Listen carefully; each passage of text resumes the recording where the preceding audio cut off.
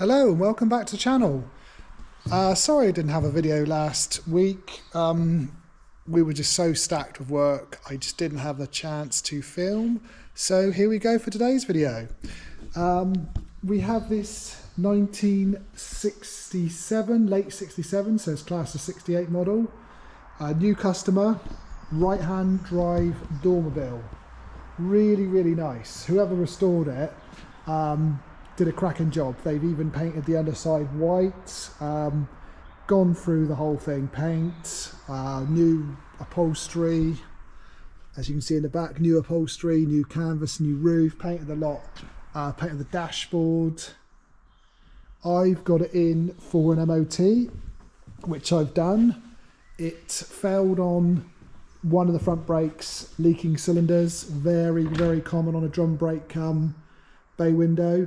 So basically what happens is they slightly weep out of one side, making it pull to left or right, whichever's leaking. So you do the one side it leaks on and you'll get it through, which I've done.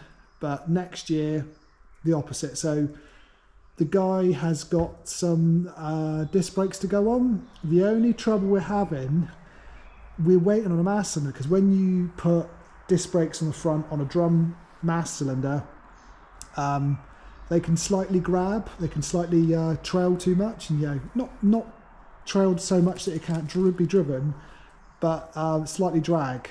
So we need the 71 to 79 non-servo mass cylinder, which has been out of stock for like a year now. I don't know what's going on with these parts. If they're not overly expensive, like I had to replace these headlights because the other ones had no pattern, where the bowl inside had all, original, it's all just 40-50 years of use, just all discoloured, so there was no pattern. So these headlights, I put a pair in it, used to be about £80, genuine Hellers. They're like £199 each. I don't know where they get these prices from these days. I mean, they're pretty readily available, so it's not an availability problem. It's just, I don't know what's going on. Like, I tried to get the halogen replacement bulbs for it, which we always fit, because they do it's basically like a retrofit bulb replacement, and they don't do them. Lucas and all the parts seem to be getting stock made, and availability is really hard. I know there's not many of these things left, but you think someone would just make like a batch of them every now and again, a few thousand, it'd keep us going for a few years, but obviously not. Maybe the scene's that bad that there's not a call.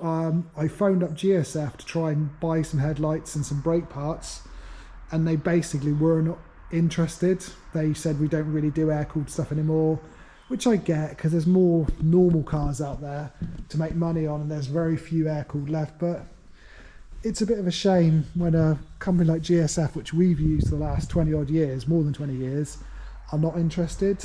Sad days really. So what it's doing is making our hobby more expensive, because the parts are getting crazy priced. So what it does, the actual value of the vans are really low.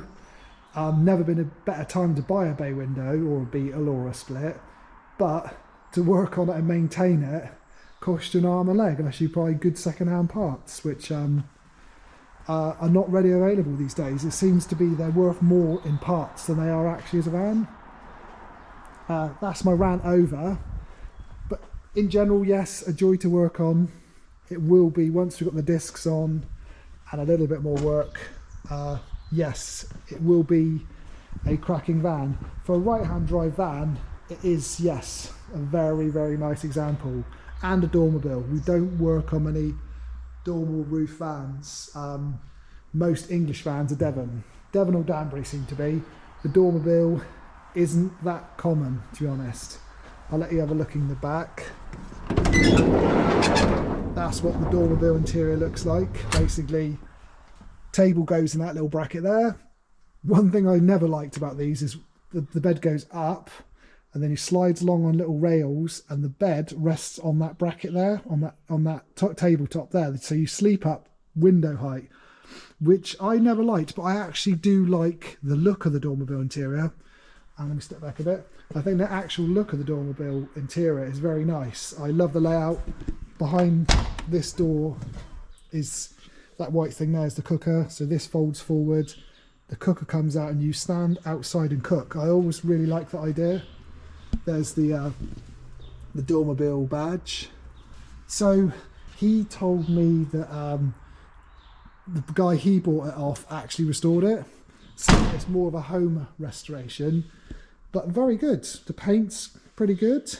Yeah, it's very high standards. But he said the guy sadly passed away and then he bought it off their estate. But the roof, I don't know if Dormobile's done the roof. Looks like it's been re-gel coated inside, or it's a new replacement roof because they still make the Dormobile roof. Someone's recovered it, obviously. I don't mind the colour. I think he said it was white originally. It's almost like a sort of beryl green colour, which is a beetle colour. I think suits it. It would look better a slightly bit lowered, but horses, of course, they say it's weird to walk on to work on a stock height van. I'm so used to lowered. There we go though. Thanks for watching the video. Please like and subscribe. See you for the next one.